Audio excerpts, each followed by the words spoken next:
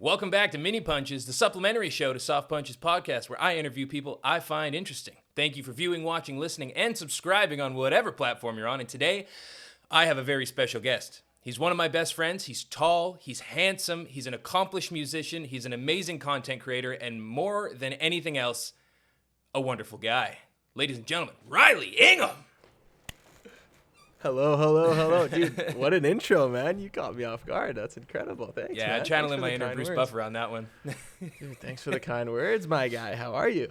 Good, man. How you doing? Oh, fantastic, man. You know, just chilling out. Just cracked open the what is it, a DP? Yeah. You know how we do it, baby. You know how we do it. Enough about work. What I want to talk to you what are we today doing? is music, a little bit of content creation, and then just a little bit of art history, because it runs deep. Deep, brother, deep. Have you For real. watched any of the clips of the show? You kind of know what questions are coming your way? No, I mean, I watched that first episode. I think I got like just over halfway through it, and then These ones still are haven't kind of finished it, different. but- These ones are very just like, it's like a free-form conversation, and I'm just going to fire off some questions, then we'll talk about them. I might dig into you a little bit. Hey, brother, I hope I have an answer for you. So, yeah, no problem. Well, my biggest question for you is, like, obviously I was really interested when you and Liam first started doing music. I felt like, I was like, oh no, I'm left out. So I wanted to do it, but I never gave it enough of a shot. Also didn't have the natural talent for it. It was more of a performer myself, a little bit more of the actor. But I want to Yeah, know, you like, found it. what's your process like from like your concept to your fully mastered piece? Like, if you had to give milestones along like a timeline, what does that look like? Yeah, in terms of like a song itself, you're saying, or just like Yeah, just like a song itself. for me, man, so it would usually go like this: go into the studio, find a sample that we like, and then loop it for, however long it takes to come up with some melodies. So like for me, it's like we'd loop a sample, could be just like a guitar loop, and I would just start coming up with melodies. And once you kind of land on a melody, you start like, deciphering lyrics that you want to put on that. Another thing that really worked for me as well is getting onto a live mic and then just spitting off melodies, and then it kind of clicks. For me, it was like I would always get it in like not one take, but it would be like one long section where I was like, yeah, no, that's it. Like it just flowed out of me, naturally. And I was like, Yes. and that's when I could decipher that that's the one that we were going to use. And then, build some lyrics around it. Like you loop the sample, like the piece you like, and then really just let whatever comes to your mind flow through you and record that bit, listen back and choose which piece you like, and then build off of that for kind of that Yeah. first step. Nice. Yeah, there's always like having audio recording throughout, because a lot of the times a lot of people like to do pen and paper and like no audio. Like that's not how I started, and I would recommend pulling out your phone, talking into that or whatever, singing melodies into that, because you don't want to miss any gold, you know what I mean? Because you never know what's gonna come out of you. But yeah, that's generally how it starts for me. Fighting back, yeah. It got me real Dr. quick Pepper's there. fighting you back, eh? Got me real quick up in there. But yeah, No, that's generally how like I recorded. And then you'd have someone mix and master it. Someone that is great. I'm not good at that, so I stick to what I'm good at. The mixing and mastering, that's like changing all like the audio levels. Is that adding anything? Because I was always kind of confused on what that meant. I knew it's really important, but I don't know what's entailed in that step. So yeah, like standard song recording, they put like pitch correction, they put reverbs, and it's like balancing levels of like the instruments, every individual instrument. There's a lot of layers that you can add to a vocal, to a song. The beauty of it is like there's no really right or wrong. Like when it comes down to it, you can layer a song as much as you want. Well, that's the beauty of the subjective and creative process that is like music and acting, right? 100%. Like mixing and mastering in itself is an art as well. Yeah. It's we like to describe it as like, imagine like a cupcake, that you just baked, and then there's nothing on it. Then you add the icing, and then you add like the sprinkles. You don't want to add too, and then you're like, oh, is this enough? Like you don't want to add too much, not too much icing on top. You know what I mean? You've had a cupcake with too much icing, no? Buddy, I'm Yeah. diabetic. I've had everything with a little too much of Brother, anything on it. You know what I This mean? guy, yeah, this guy knows, if anything. So you kind of look at, that's one way I looked at it. It's like, you're baking. Everything is art, really. If you look at it, like life is art. So you just take something that, kind of correlates with that and roll with it. But yeah, man, that's kind of how, if that answers your question. No, it does. And then that final step. So once you get that track back, you find a producer you like who mixes and masters it. What's your delivery for? Because I'm familiar with delivering like a finished product when it comes to YouTube videos, maybe even this I'm still learning the podcast, but I'm more familiar with the delivery on like a video medium. What's that like on Spotify releasing songs? Because I was looking at your discography today, doing my homework, doing my research, and some of your songs, like your average is in like the 2,000 to 3,000s, which is pretty good. Like it's not comparatively to like the I don't want to quote it, but like the musicians in Toronto where I'm at now, they're like 500 and it's all 500 from their Instagram, but you're actually generating some traction and some pipeline.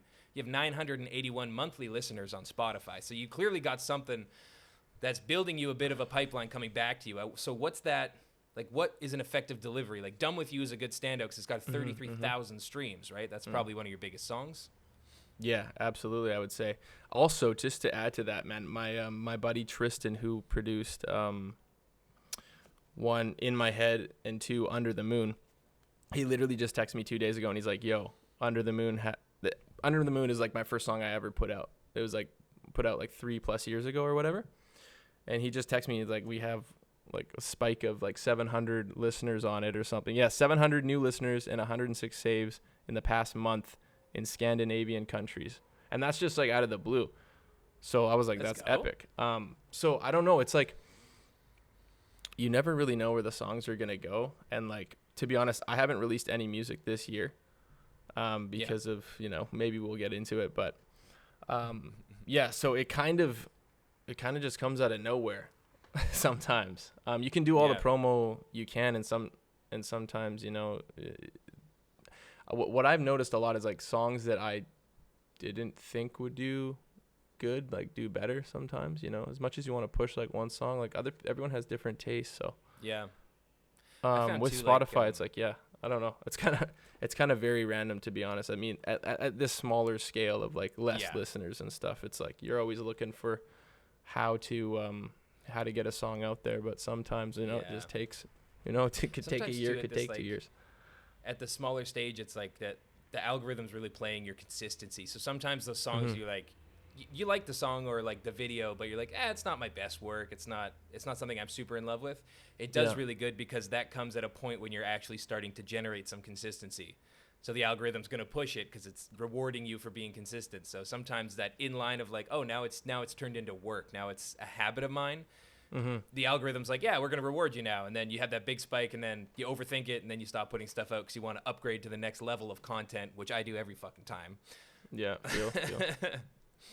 It happens, right? Like, but at the end of the day, like consistency is key, regardless of what you do. I mean, it's proven. It's proven, but yeah. What's the biggest thing you've learned about yourself from creating music? Great question, man. Biggest thing that I've learned about myself creating music is, let's just take it back. When I first started this, like I found myself looking back now, like very naive, and I had a really toxic mindset in regards to music. I put a lot of pressure on myself to make it. And my idea of make it has definitely changed from when I first started. And it's funny because it's like a lot of people like, say to me, and I've heard it like throughout before I even made music, when I just was singing randomly, people are like, oh, you're going to make it. And like, that is like awesome. But also it's like that has always like added like an interesting, like pressure, so to speak, to me, like hearing that, because everyone's got different ideas of like making it. And my idea of making it is totally different now, because like I've reached some goals that I set when I first started, and like, it was like, having full circle moments, and it's been great. But it's totally changed, man. I was going to say too, like I have that same feeling in acting. Like everyone gets in your ear about And like, let's put a disclaimer here. We haven't won any big awards. No, There's no, nothing no, like that. But it feels really good to have people in your ear saying, like, you're gonna make it, you're gonna do great. But it does add this sort of like Yeah.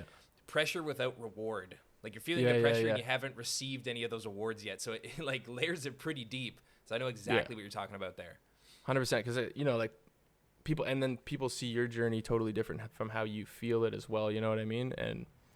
But that's like everyone has different goals, all this stuff. But yeah, it was like kind of a weird concept to put in my mind. But what I've noticed is like really like I have no like ego, and I've seen a lot of ego in music and ego in creating music, but you can't have an ego, bro. Like that, from what I've learned is like you got to go into sessions, you just got to be real. You got to be 100% real, man. Otherwise you're just going to, your shit's going to crumble eventually, no matter what. Yeah. Like, and that also comes with like being around real people and people that like have the same morals as you know, people that are doing things in their day to day that, you know, isn't affecting them or affecting others, and all just actively trying to be better, you know, like learning from their mistakes, et cetera, et cetera. It's like, I definitely learned a lot in that aspect, and also just like who I am and who I want to be, you know. That's it. No, that's a really good question. There's a deep question, and I hope I kind of answered that too. You know, I could go on for probably a lot longer, but yeah, like those are some things that I've really learned. And I learned that, yes, I had a toxic mindset in terms of music when I first started, but like I don't blame myself for it, because I needed to chase something. You know, I needed something to give me a reason to keep like going, you know? Yeah. I've talked about this on one of the full shows too. It's like, looking back, like it was one of my coworkers was with Aiden on the main show. We talked about like, surround yourself with people you want to be like, but it's also very beneficial to have a constant window into what you don't want to be like. Mm-hmm. And that can come from like looking back at your toxic mindset. Like, I don't want that anymore. But now that you have that, it's like helping guide you just as much as the people you want to be like. And we talk about it like the alcoholics that sit at the bar. Having that, like working with them and having that constant window of where I would never want to end up as a soon-to-be dad. It's great for like kind of lighting the fire under my ass and steering me in the direction I know I need to go and stay motivated in that way. So like the journey's beautiful, right? Because even the negative parts, I wouldn't call it a negative part, but the parts that aren't directly in line with where you want to end up are just helping steer you towards the goal that's your destiny in a way, you know? Absolutely, bro. I love that. Yeah, and I got to that part in that podcast, you guys. That was a great conversation. Really, really great. Thanks for listening to the show. But yeah, man. No, absolutely, brother. There's two sides of it where you can take it, and you know what, like, and that's up to the person, you know, to to understand these things, you know, because it's very easy to pull yourself in the wrong direction if you don't have your head on your shoulders, you know. You're not making these decisions where it's like, okay, you know, I'm fucking up right now, or, you know, like I could be doing this better. I could, you know, like that's just part of just actively growing up, and you know, just keeping that positive, keeping those healthy, you know, mindset, healthy things about you. You know, it's very easy to fall off course there. So I did want to ask you. So I wanted to ask you, what's the challenges of booking some shows? Because I don't really see you having a lot of challenges booking shows right now. And what's the difference in feeling when you like finally get on stage and perform for people versus releasing a song on Spotify that gets like a spike of 700 viewers? So like, how hard is it to book a show where you're at? And then what's like, compare the feelings between performing live for an audience and releasing on Spotify. 100%. I guess there's two ways I can come at this, because last year I was doing a lot of shows. I shout out to a great what's his name? Scott Weeb. Sorry, I know his name. Promoter. Great promoter. Scott Weeb. Love the guy. He got us so many shows. And the last year we did about 15 plus shows. I think we were doing a show every month.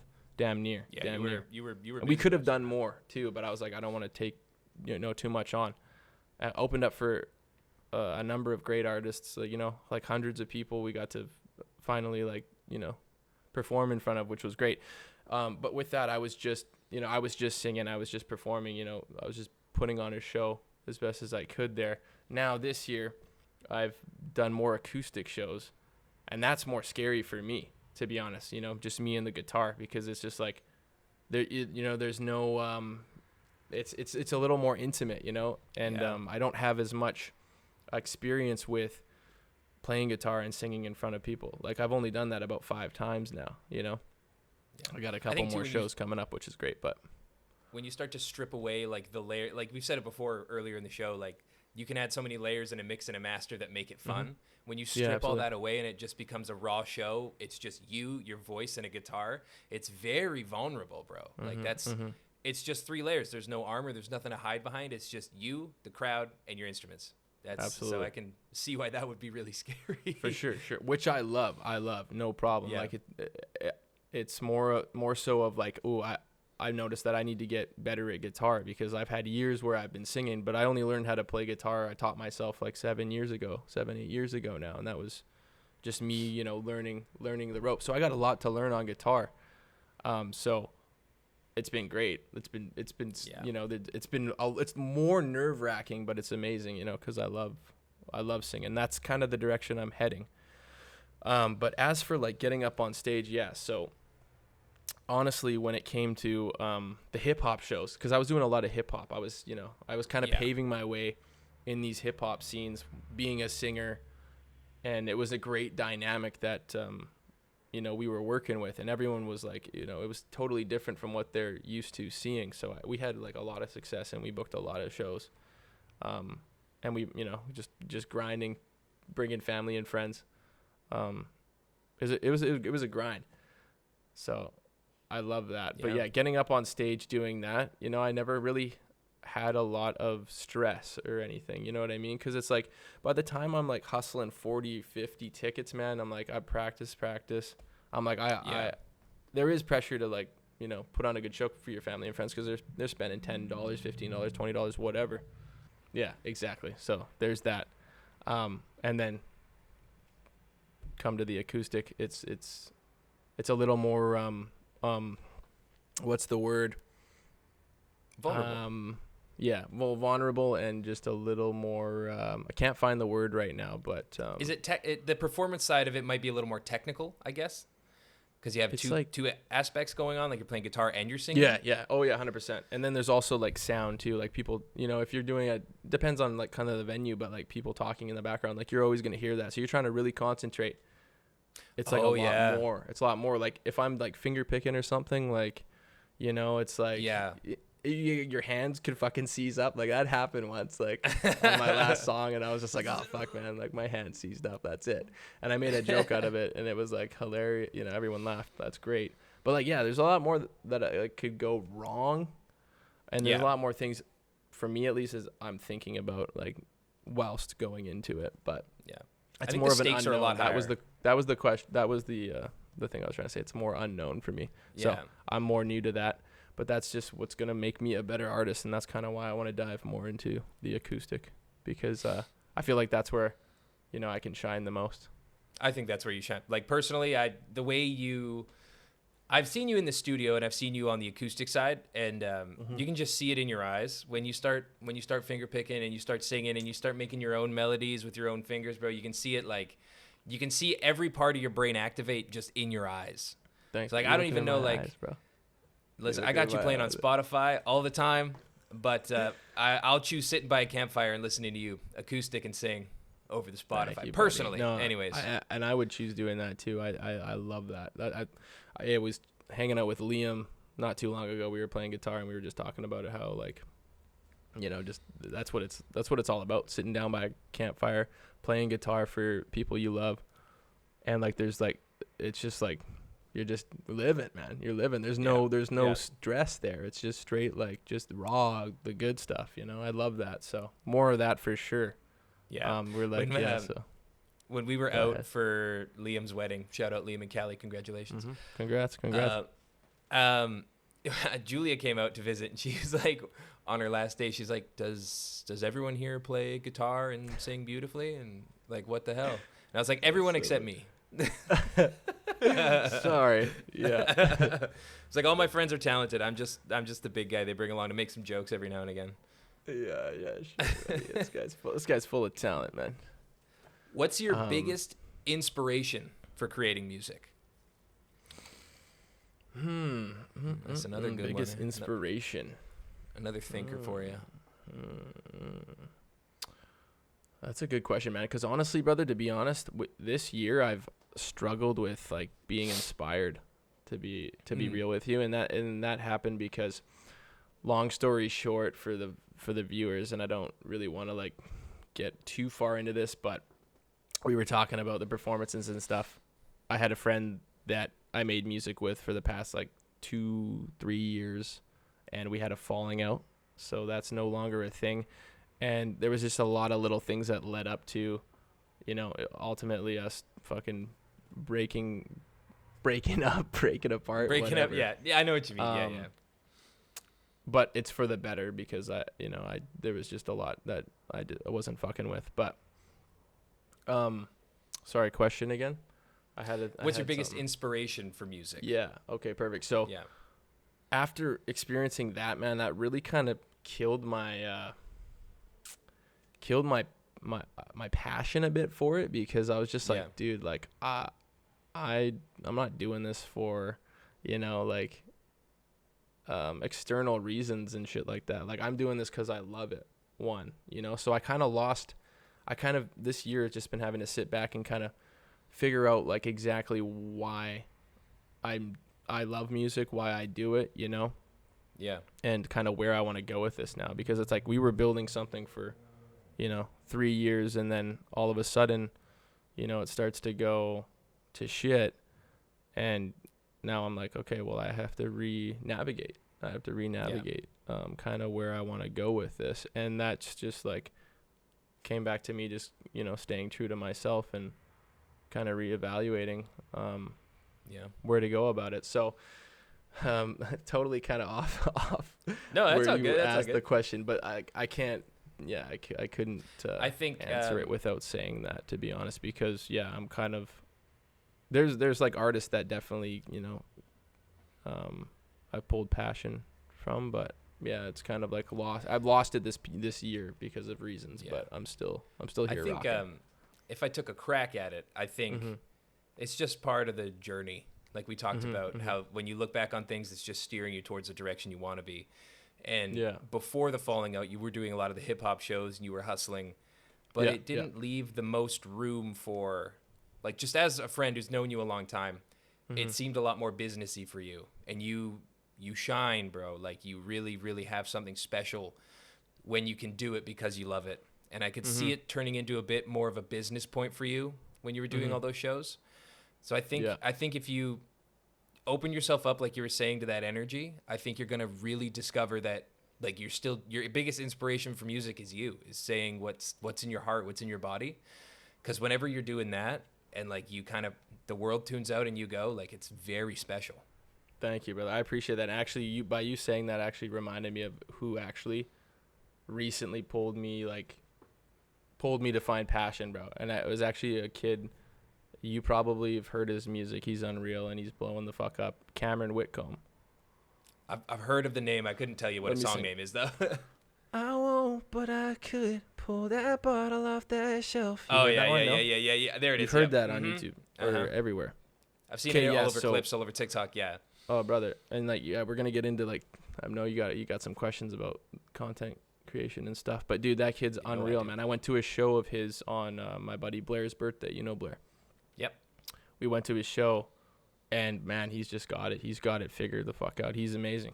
Like, I don't want to spoil it, but I think everyone should go to his show. Like, genuinely, bro, never been to a show. I haven't been to many shows, but I haven't been to a show that moved me like his.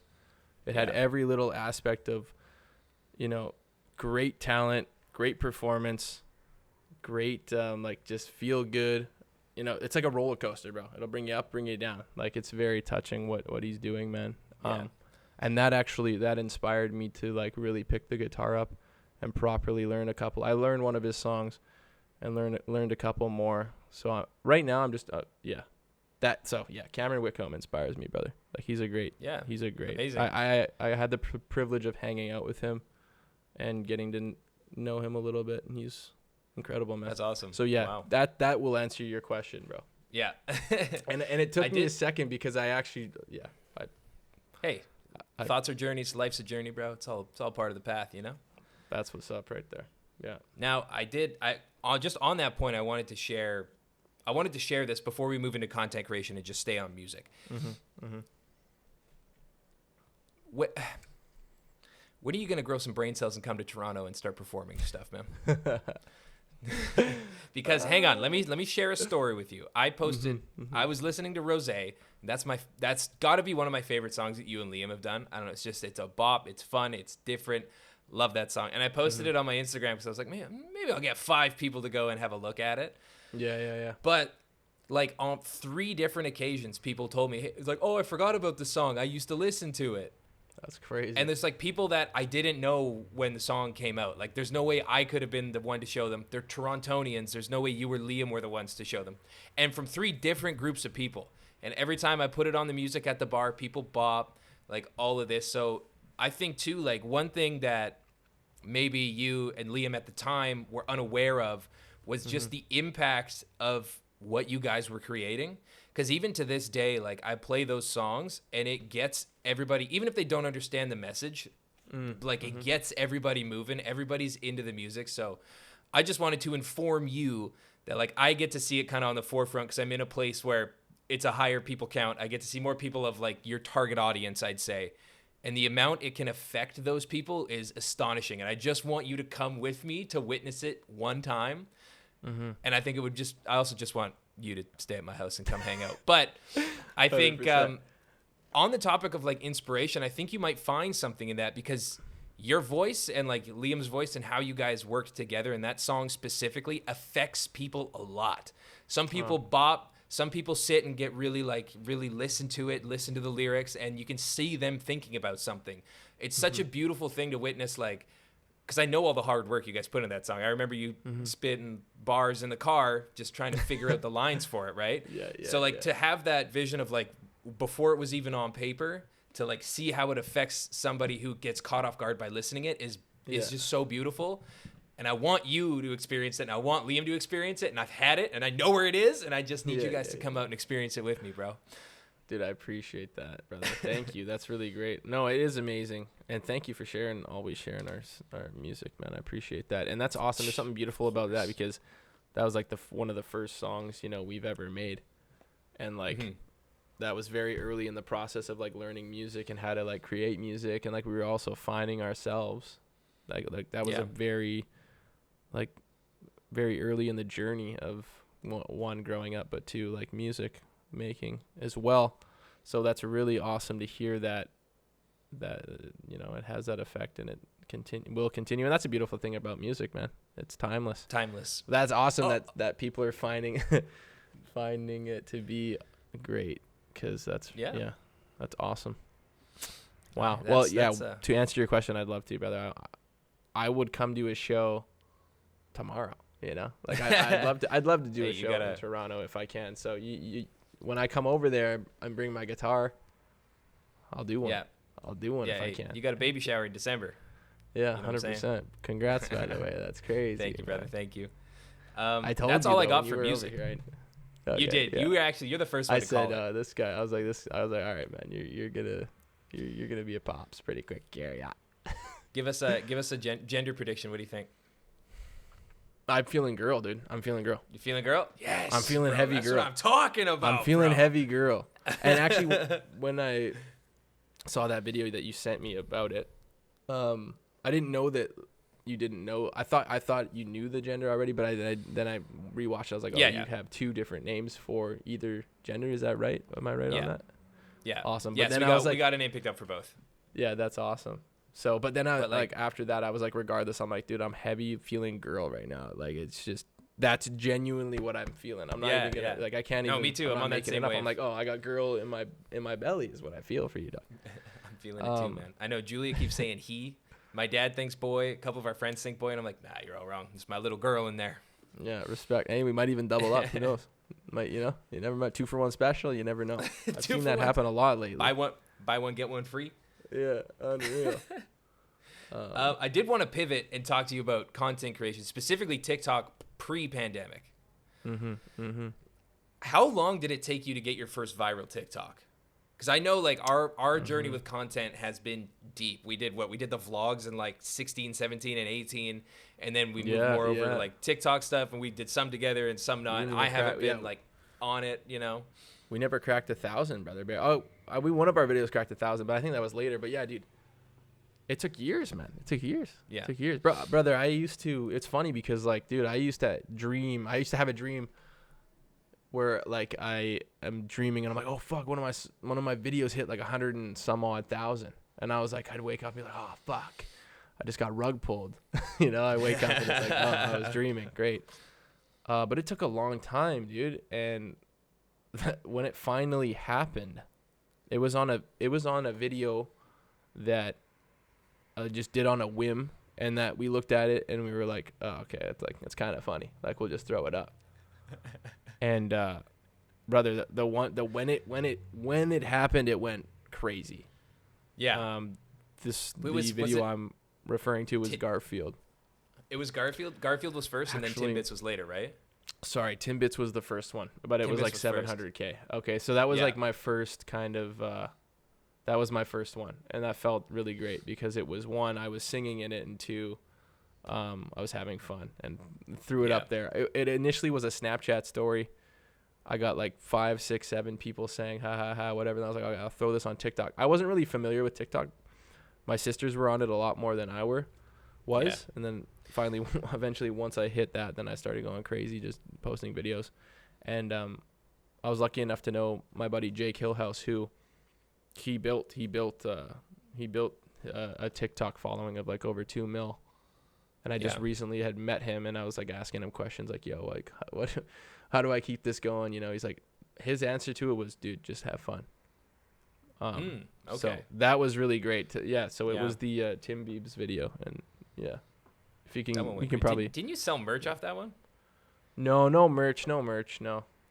Oh, you just had the Timbits toques from I bought merch. I bought the JB merch and stuff. But yeah, that was the first video, and then kind of snowballed into just having videos hit every once in a while. Like it was crazy how it kind of, dude, it went from nothing to almost all the time. Yeah, which was crazy to me. And your first one over 1 million was Garfield. Yeah, that one so simple, dude. That one actually, again, here I'm working at the bar, and I can't remember what I did, but I've showed like people that I was like, hey, this is my buddy's TikTok. It went kind of viral. It's at like 2 million or whatever it was at the time. They're like, oh, I saw that this morning. Like, it's just so weird. Like, dude. The influence of my buddy in a small town back in pause. Not going to say the name. Small town back in BC. And like people here are seeing it just naturally on their For Yous. It's really makes me a little jealous, but it's also sick as hell. Not jealous, like not. No, it kind of puts a fire in my belly. Like, okay, yeah, this is possible. My boys are doing that. I can do it. Jealous is a poor word, but no, it's all right, dude. A little friendly competition. Definitely possible. No, absolutely. With that video, bro. Yeah, I've had so many people. Honestly, the thing is like throughout all the whatever views and the viral, you know, like it didn't bring me much monetary value, which is fine because whatever, I don't do it for money, but it brought me a lot of like friendships. I'd say a lot of really good friendships in terms of people that also love content creation. And just to shout out one would be probably DTG, a good friend of mine. Sideneck, another great friend of mine. Those are two great people that are huge in the spaces, man. So if anything, it like helped me kind of solidify. Oh, you know, I can play up here with the big dogs. You know. Yeah. Actually, it gave me some. Sorry, it gave me some. What, I don't know the word, man, but I think I know confirmation. Like, no, it's a different word. It's like different word than confirmation. Like it gave me some. It validified me. Like. Yeah, I know what you're trying to say. Dog? Like it like confirmed it confirmed you. Yeah, exactly, bro. Because I was like, you know, it's possible for these things to happen, and then eventually once I hit it, I was like, validate. Like a piece of exactly. It was a piece of relief. It relieved me, and then that also I learned that, you know, I don't need all the views too. From getting all the views, I'm like, I don't need this. You know what I mean? Like, it helped me understand that like, that's not worth chasing to me either. You know? Yeah. I think too, In like a way. you mentioned Sideneck. I love Sideneck. Mm-hmm. I've never met him. Yeah. I just listened to the podcast with him and I've seen some of his stuff. Mm-hmm. But he mentioned a really interesting thing on your podcast, Boys R Us podcast. Nice. Sorry, a little promo there. Respect But it. Sideneck mentioned something interesting, and I don't know how to do this, and I've been studying this YouTube algorithm, the Spotify algorithm, and TikTok for a little while now, just with the videos, like with the other channel and this. And he mentioned like he selects content for different platforms based off what does well on each platform. And I wanted to know, do you have anything in that? Did you learn anything from Sideneck in that world? Like what's going to perform good on TikTok versus what's going to perform good on Instagram? Is there anything in there like that you're familiar with? Because I'm still figuring it out myself based just solely off trial and error and what each community on each platform seems to like from the channels.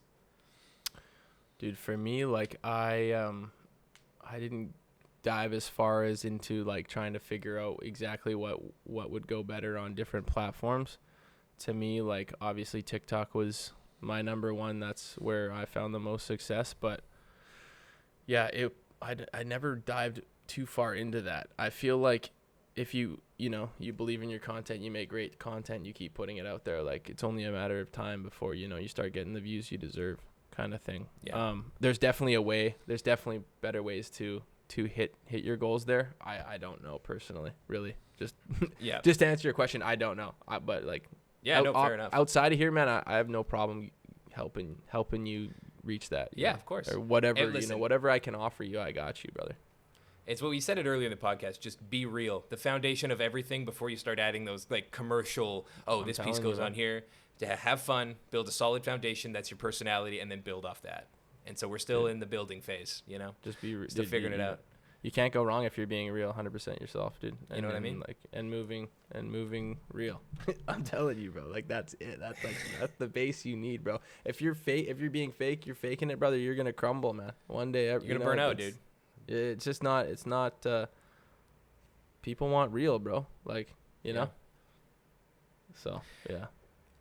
That's why I love doing the show, man. I love doing this. I love doing the main show with Aiden because we get to just that's our real conversations, and I love doing this show because I really get to have just like unfiltered, honest conversation with people who I know have good stories. Thanks, bro. No, absolutely, dude. What you're doing is great. I'm glad I could pass the podcast torch to this gent here because I'm retired now. Oh, come on. Are we ever going to get a return of the Boys R Us podcast? You might get a return of a podcast. I don't know if it will be called Boys R Us, but you will probably get a return of a podcast, yeah, because I enjoy doing this. And now I'm in a way better spot where I'm like, I only want to talk about things that I absolutely love, and that's 100% real. So finding my voice right now, and, we'll get a return for sure. But for now, man, I mean, you're crushing it. I might just have to ride off your coattails. We'll have to bring you back. That's the poll question this week. It's going to be, should we have Riley back as a regular guest? Yeah, no kidding, brother. No, more than happy to, man. Like you're one of the realest people I know, and like that's all I can ask for when sitting down and having a conversation is like there's so much trust between me and you, you know what I mean? And like we go way back, and I feel like that's like when you go that far back with someone and they've been that solid for years, like there's just a different type of energy when you're speaking to them. And like, yeah, we definitely have it's called chemistry, bro. We got chemistry.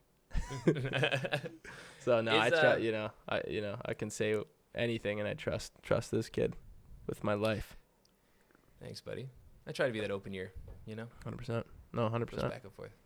Is content creation and music where you want to be full time? Well, maybe not content creation, but what's the end game you envision for yourself in that sort of creation world or in that music world?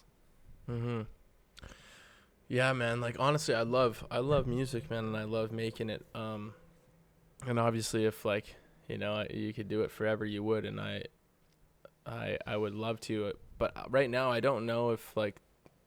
Yeah, I'm kind of like at that point where I'm like just like I'm finding myself again in terms of like what I want to do and like where I see myself with my music. Right now I'm just building. I'm rebuilding like my foundation in a way.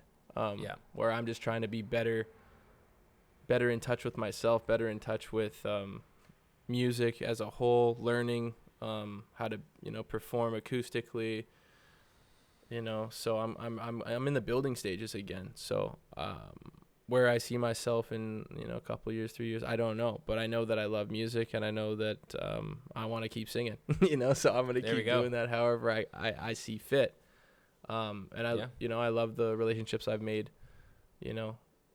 right now. And I hope that I can continue to keep those strong in terms of, other like-minded people who love music as well. Dude, one thing I actually really want to do is actually start a band. Start a so band. That's that's okay. like that's something that I thought about. I'm like, I want to get some live. I want to feel the live. I want to feel what it's like to have the live instruments behind you and really make music that way. Because a lot of the time when I made music, it was just electronically. I'm like, I want to step it up a little bit. I want to dive into this unknown territory, Yeah. I love that you're always chasing that new. Oh, we froze again here. Oh, sorry, you froze up. You froze up. It's good. I was just saying, I love that you're always chasing that new medium. You're always chasing that new experience. Like you did your hip hop and your electronic for so much, and now you want to do the acoustic. Now you want starting a band is really exciting for you. That's probably the biggest strength you have, bro. Is that you're always chasing that new experience, and you can see it through the history. Or obviously our history goes way back, but you can see you just you as a person you're always the same, but you're never the same. You're always the same in the sense that your morals are always aligned. You're always a solid, great, respectable, loving person. But what's never the same is your experience and the lessons you can teach because you're constantly evolving and constantly learning. That's something I really admire about you, and I try to model myself. That's something I take from you and try to put it into myself because it's something I've always admired that you did. I appreciate that, man. Thank you, brother. And I'm always trying to, I'm always trying to not be scared of, changing and to trying new things, So, hopefully, I can dive into a band. That'd be really great to start creating there. But yeah, dude, I appreciate that, man. You've always been solid in letting me know those things. I remember back when I did my song In My Head for Steven, dude, that was my next thing. Oh my God, really? That's crazy. That's great crazy. minds, baby. Oh, that's what's up, man. Yeah, sorry. So yeah, I guess we can dive into that.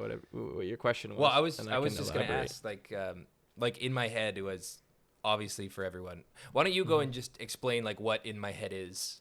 Yeah. Okay. So yeah, In My Head.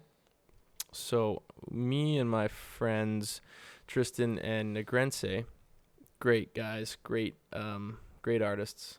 We made a song for our friend Steven Hankar, who passed away. When I was doing In My Head, they told me that it's not committed suicide. It's they go by a different term. If I remember correctly. Okay. Sorry. That's okay. I can't remember. I can't remember exactly the terminology, but he suicided. I guess that's the word they like to use. So I try to use that. Yeah, but, try to be sensitive to it. Yeah, we wrote a song called In My Head for our buddy Steven, who passed away. And to sum it up, we wrote it a year after, the day of a year after his passing. And we got the local newspaper to cover it, and then eventually local news, which was honestly the best way I could ever honor him, in my opinion. He deserved to have that and people to hear his story. So that was the best thing, and I think that's that'll always be one of the top things that I've done. I would dare say that's probably one of the top things that town has ever produced. Yeah, I just wanted to say the crazy story is we were working so hard to get that song on the news, and you got to pitch your song, you got to pitch your story to the news, and so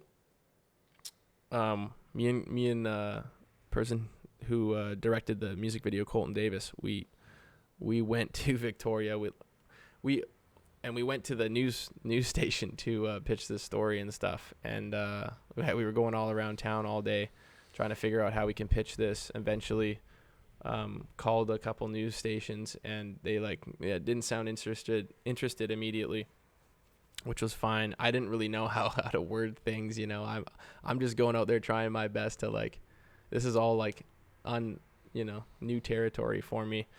But long story short, eventually got through to some guy, gave him my personal story about it. And I think that's what sold it, because someone from the BC Crisis Center. They we ended up donating like over $1,000 to BC Crisis Center, which was great. That was our goal, was to donate as much money as we could to suicide prevention. But one of the workers there let me know that your best story is your personal story, and that kind of clicked with me. So I brought that there. You know, I was like, okay, let me just be raw about it, and that ended up working out. And I did a interview for the Sawatsky sign off. And it was incredible, man, to be honest. But what I wanted to say was, throughout it all, when I was trying to get on the news, I was literally driving. I was delivering pizzas for Romeo's at the time. Delivering pizzas. Yeah. And I was driving, and I was thinking to myself, I'm like, man, like, I was like thinking to myself, I'm like, we got it. Like, we got it. We're going to do it. And then, all of a sudden I got a call, and it was the guy from the news, and it was like crazy, brother. Cause right before that I was on the phone with Steven's mom, and like, she was just like thanking me for everything I was doing. And like, we had a really nice conversation, really emotional. And that whole day I just felt like I was lifted a little bit, you know, I was just lifted, and I just was like filled with so much belief. And then I go and drive doing a delivery after, and I was just telling myself, like, I got this, like, we got this, we're going to do this. And then all of a sudden I get a call, and it's the guy from the news, man. And then we set up the interview, and then after, bro, I was like, I start fucking bawling my eyes out after we got it, because I was like, dude, I felt like Steven was there with me. Like, I felt him, and like, no one can tell me otherwise, because I was like, there's no other explanation in that moment. Then I was like, I see you, bro. Like, thank you. Like, I appreciate that. Yeah, it was like the realest thing ever, brother. That whole project, man, I've never felt more lifted in my life. Like, words were just coming to me. Like, I did my first podcast ever with Carly Longridge, who was I went to school with her, and she interviewed me for it and stuff, and she gave me a platform to speak about it, dude. And I was just the whole thing, I knew everything to say for some reason, man. And I'm not usually like that, you know. So it was great, man. It was, we did it in honor of Steve, and you know, that song lives on forever, really. And that's what I wanted to do, is have something that lived on forever. So, you know, if anyone ever needed a song, they could listen to that. And I definitely exceeded my expectations on what we created there, and that'll always go down in my history of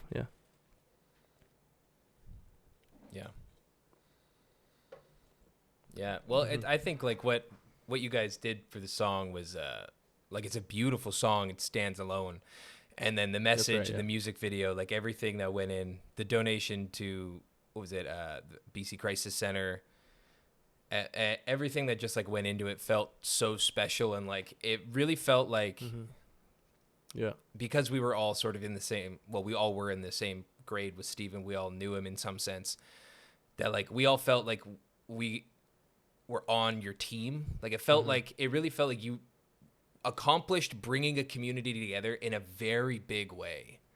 Like, it never felt like, oh, that's really cool, Riley's doing that. Like, there was no question of support behind anyone who had known Steven or like knew what you were doing.